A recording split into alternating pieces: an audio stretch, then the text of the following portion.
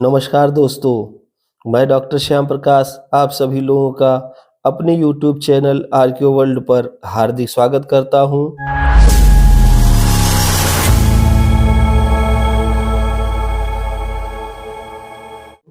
दोस्तों, हम लोग यूजीसी नेट की जो तैयारी कर रहे हैं उसके अंतर्गत आज मैं यूनिट फर्स्ट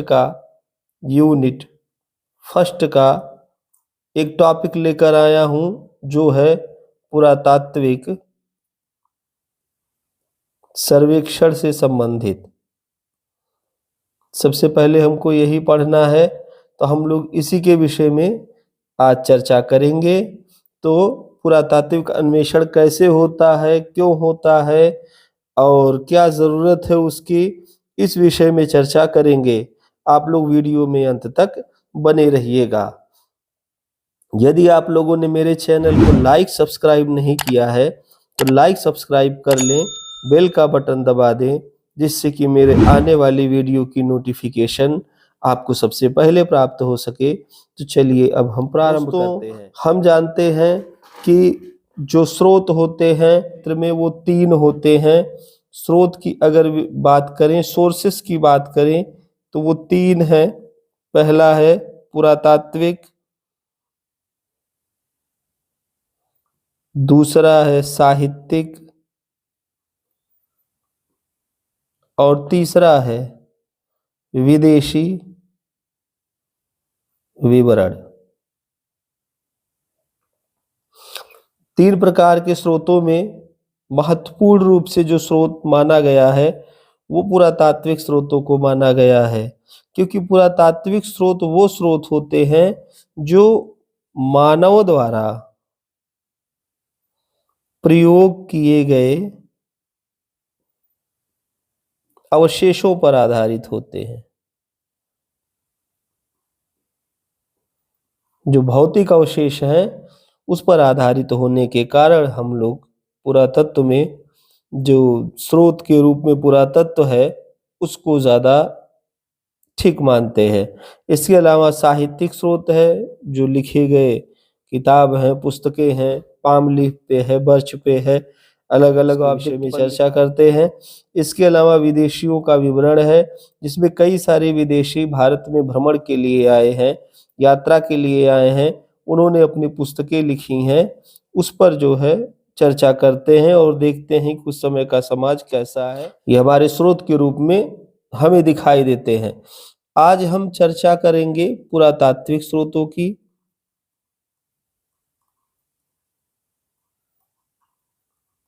और बात करेंगे पुरातात्विक अन्वेषण की।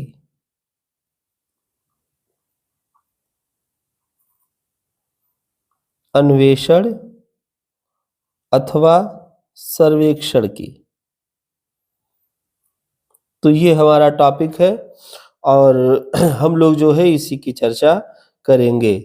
तो हम देखें कि जब पुरातत्व में काम करने वाले जो वैज्ञानिक होते हैं, उनको जब यह पता करना होता है कि कहाँ हमको पुरावशेष मिलेंगे, कहाँ पुरानी बस्तियां मिलेंगी, उसके लिए ज़रूरी होता है कि सर्वेक्षण कार्य किया जाए धरातल का, और यह पता किया जाए कि ऐसे अवशेष हमको कहाँ से मिल सकते हैं। जिसके लिए टीम बनाई जाती है, उसमें कई सारे लोग होते हैं और वो लोग मिल करके 2 प्रकार का सर्वेक्षण करते हैं। पहला सर्वेक्षण होता है गांव से गांव का, विलेज टू विलेज, और दूसरा होता है नदी से नदी का, रिवर टू रिवर। ये 2 प्रकार की व्यवस्था आज अन्वेषण की चल रही है और इन्हीं के माध्यम से पुरा स्थलों को ढूंढा जाता है। तो यूजीसी नेट में पूछता है कि पुरा स्थलों को क्यों ढूंढा जाता है,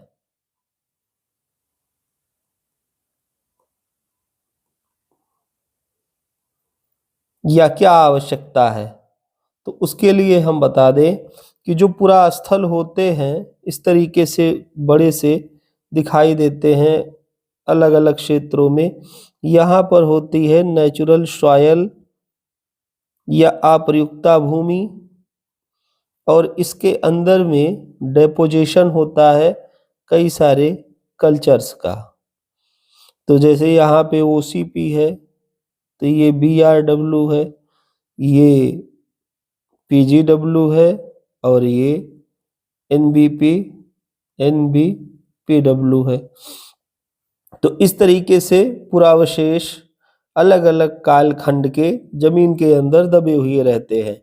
जब ढूंढने वाले आते हैं तो वो सरफेस के ऊपर आते हैं, तो इनको जो है इन्हीं कालखंडों के अवशेष मिलते हैं और इससे पता चलता है कि यहाँ पर कितने कालखंड के अवशेष हैं।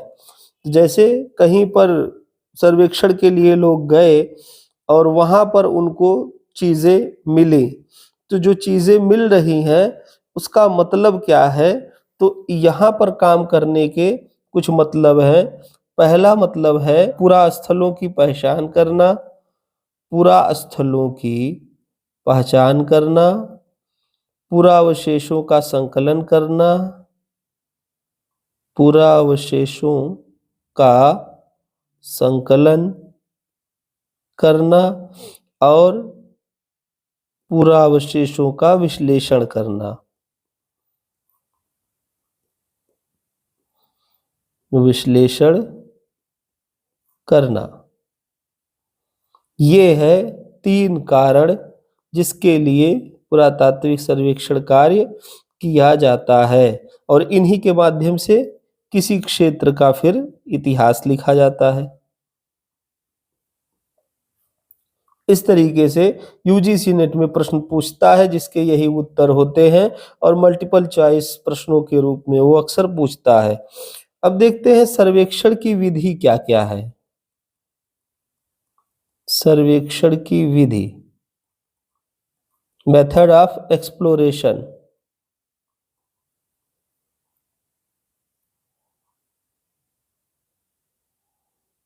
क्या क्या है?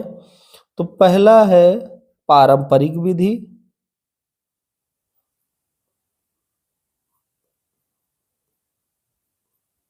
और दूसरा है वैज्ञानिक विधि।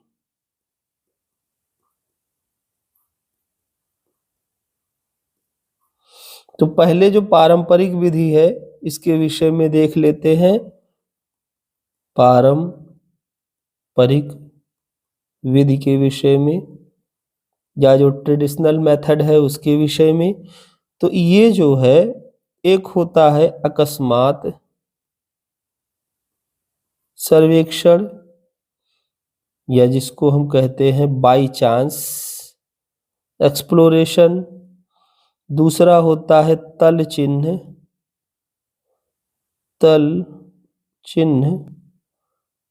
संकेत। तीसरा होता है साहित्यिक विवरण।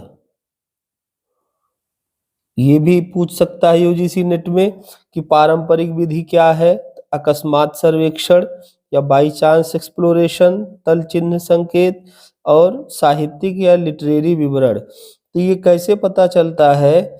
तो जैसे कहीं हम लोग काम करने गए या नहीं भी काम करने गए, कहीं ऐसे ही घूमने गए हैं और हमको पुरावशेषों की प्राप्ति हो गई, कुछ महत्वपूर्ण पुरावशेष प्राप्त हो गए, तो हमने कहा कि ये अकस्मात या बाई चांस एक्सप्लोरेशन है।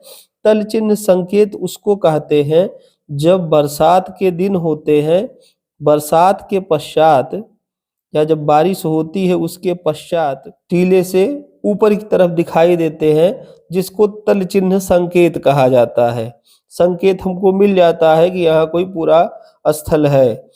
और तीसरा है साहित्यिक विवरण। तो साहित्यिक विवरणों में सबसे पहले जो नाम आता है वो आता है हेनरिक स्लीमैन का। ये एक सैनिक था।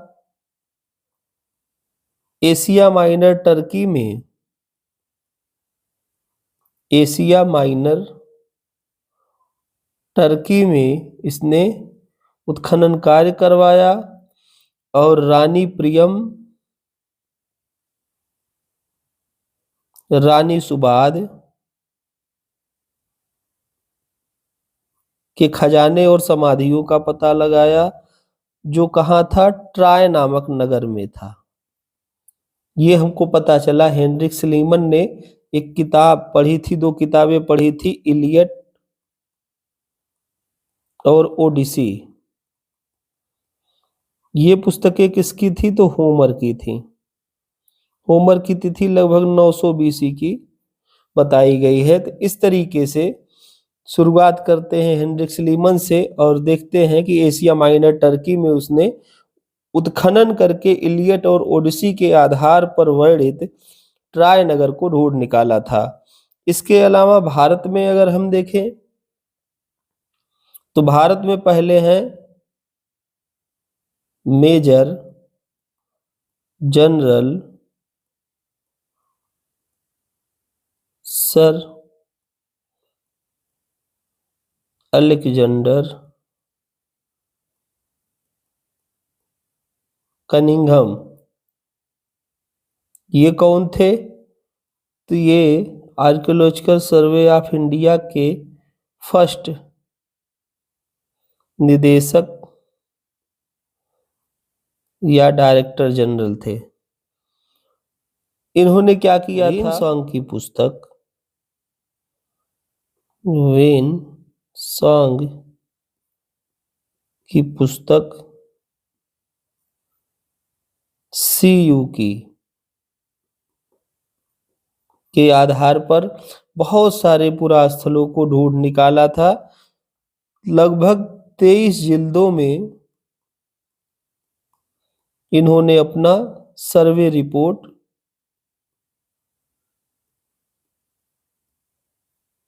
पब्लिश किया।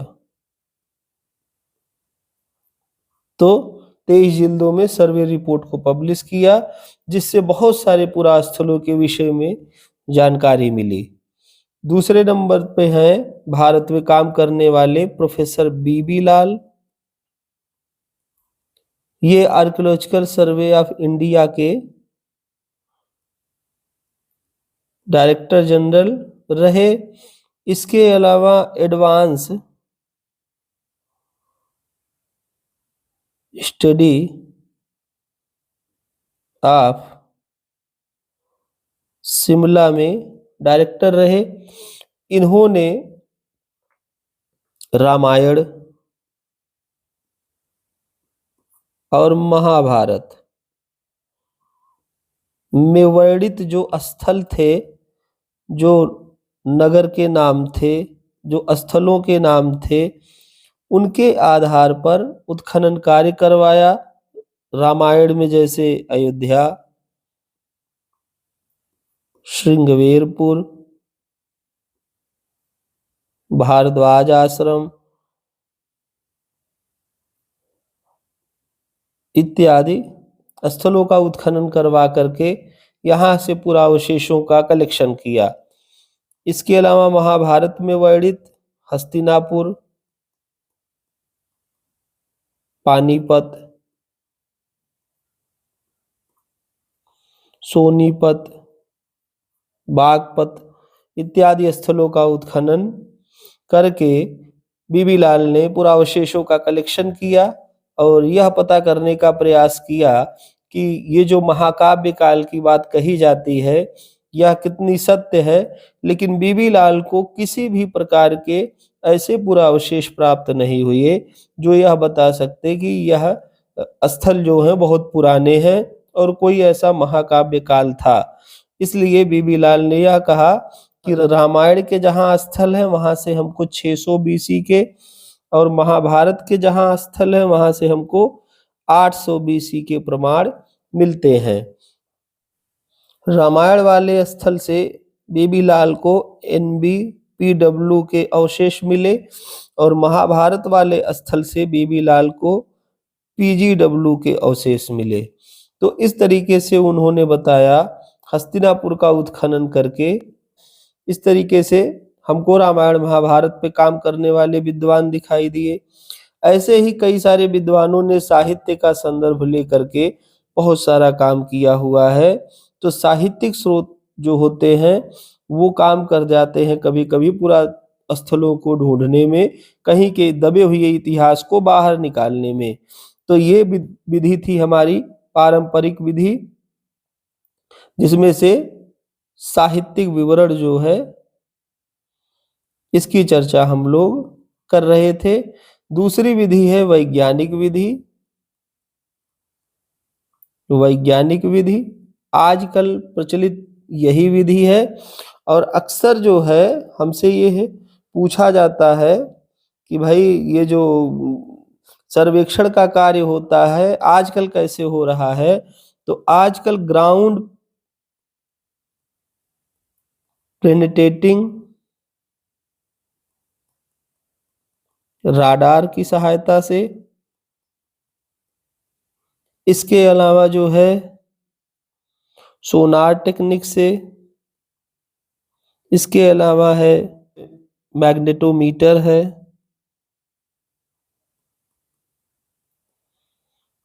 सोनार के अलावा मैग्नेटोमीटर है, ग्राउंड पेनिट्रेटिंग राडार है, सोनार है। इसके अलावा लीडार टेक्निक है। तो इस तरीके से कई सारी प्रविधियां आज के समय में चल रही हैं। रिमोट सेंसिंग सैटेलाइट की बात इसी में आ सकती है, जिसके माध्यम से सरस्वती नदी को ढूंढने का दावा किया है के एन दीक्षित महोदय ने। तो ये कुछ वैज्ञानिक तकनीक है। इसके अलावा वैज्ञानिक विधि जो पहले कार्य करती थी वो हुआ करती थी टी टेस्ट टेक्निक।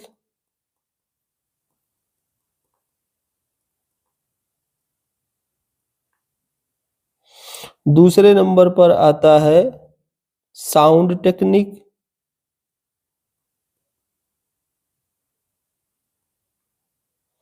तो ये क्या थे, एक प्रकार का टी आकार का ऐसे नुकीला सा बड़ा सा लोहे का छड़ लेते थे और इसको जमीन में पेनिट्रेट करवाते थे। जैसे ही नीचे कोई ऑब्जेक्ट आता था तो विद्वान जान जाते थे कि ये कोई पूरा स्थल है। दूसरा साउंड टेक्निक था, इसमें हैमर लेते थे जिसको हथौड़ा बोलते हैं, ये लकड़ी का होता था। तो इस हैमर को जमीन में कस के पीटते थे और पीटने के बाद जब साउंड भारी होती थी तो विद्वान यह मान लेते थे कि शायद यहाँ पर कोई ऑब्जेक्ट है, ये कोई पुरा स्थल हो सकता है। उस आधार पर एक्सकवेशन किया जाता था। तो ये शुरुआती दौर के साइंटिफिक मेथड थे। आजकल के मेथड बिल्कुल अलग हो गए हैं। पहले पारंपरिक तरीके से सर्वेक्षण करने के लिए आंखों को ही क्या बना लेते थे, पैमाना बना लेते थे, और पैरों को ही पैमाना बना लेते थे। कैसे बनाते थे, आंखों से एक कोई वृक्ष है मान लीजिए, तो इसकी नियत दूरी को नाप लिए, इसको जाकर स्केल से नाप लिए। इसके अलावा दो पैरों के बीच की जो दूरी आई, दो पैरों के बीच की दूरी जो आई इसको माप लिए और इसकी दूरी को लेकर के किसी पूरा स्थल को पूरा घूम गए और इससे अंदाजा लग गया कि कितने रकबे में ये फैला हुआ है। इस तरीके से ये पारंपरिक तरीका हुआ करता था। आजकल अलग अलग प्रकार के उपकरण आ गए हैं जिसमें हाइट भी मापी जा सकती है, जिसमें हम जो है उसकी दूरी भी माप सकते हैं कि पूरा स्थल कितनी दूरी में फैला हुआ है। अधिकतर पूरा स्थल जो है वो ऐसे ही गोलाई में फैले हुए होते हैं। बहुत सारे पूरा स्थल अंडाकार भी हो सकते हैं और बहुत सारे पूरा स्थल चौकोर भी हो सकते हैं। जैसे जहाँ की बसावट होगी वैसा वहाँ का स्वरूप हमको दिखाई देता है। तो इस तरीके से ये दो टेक्निक महत्वपूर्ण रूप से थी जिन पे चर्चा करना जरूरी था कि पुरातात्विक सर्वेक्षण में कैसे हमको चीजें मिलती है। तो उत्खनन विधियों के विषय में इसके बाद हम लोग चर्चा करेंगे। फिलहाल आज हम यह जान रहे हैं कि ये जो सर्वेक्षण है वो क्यों किया जाता है, कैसे किया जाता है और इसके लिए कितनी टेक्निक्स हैं। तो जो भी टेक्निक्स थी लगभग हम लोगों ने चर्चा कर लिया और इसी में से इतिहास विषय में बहुत ज़्यादा नहीं पूछा जाता, बस यही पूछा जाता है कि क्यों ढूँढा गया, कैसे ढूँढा गया, क्या टेक्निक थी। इनको अगर एक बार आप इस वीडियो को यदि आप अच्छे से देखते हैं, तो बहुत कुछ टेक्निक आपको समझ में आ जाएगी। इसके अलावा अंडर वाटर आर्कियोलॉजी है, अंडर वाटर आर्कियोलॉजी। इसमें क्या होता है, जो आर्कियोलॉजिस्ट हैं वो गोताखोर बन जाते हैं और समुद्र के अंदर, जलराशियों के अंदर जहाँ भी पुरावशेष छिपे हुए होते हैं या दब गए हैं पानी में, उनको बाहर निकालने का काम करते हैं। ऐसे ही भारत के एक विद्वान हैं जिनका नाम है एस.आर. राव या शिकारपुरा रंगनाथ राव। इन्होंने लोथल